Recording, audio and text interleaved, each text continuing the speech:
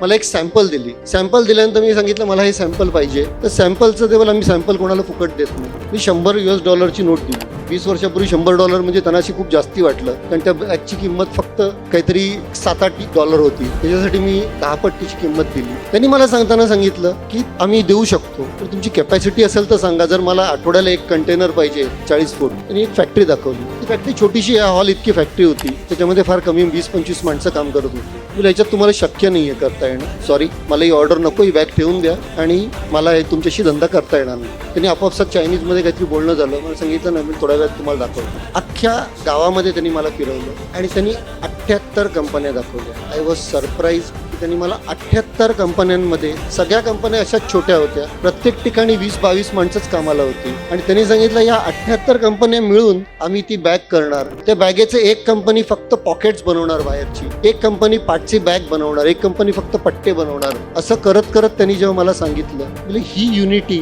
आपण का नाही करू शकत? आपण हा प्रयत्न करायला पाहिजे. आणि हे जर आपण एकत्र येऊ शकलो, आपण लघु उद्योजक म्हणूनच इथे फक्त जर राहिलो तर आपण कायम छोटेच राहू. आपण एकत्र जर 10 जण एकत्र आले, आज तुमच्यापैकी कितीतरी जणांना प्रत्येकाची काहीतरी इन्फॉर्मेशन असेल. तुम्ही जर गारमेंट युनिट बघितलं असेल तर गारमेंट युनिटमध्ये लाईनीत 20 मशीन फक्त एक स्लीव बनवत असते, दुसरी मशीन दुसरी स्लीव बनवते. अख्खा शर्ट किंवा अख्खा ड्रेस कोणी बनवत नाही. तर हा प्रकार जेव्हा त्या 78 जणांचं मी बघितलं, ते मी बोललो बरं ठीक आहे, मी तुम्हाला ऑर्डर देतो. माझे तिथे $100 गेले, पण मला शिकायला मिळालं की काहीतरी वेगळं करता येऊ शकतं.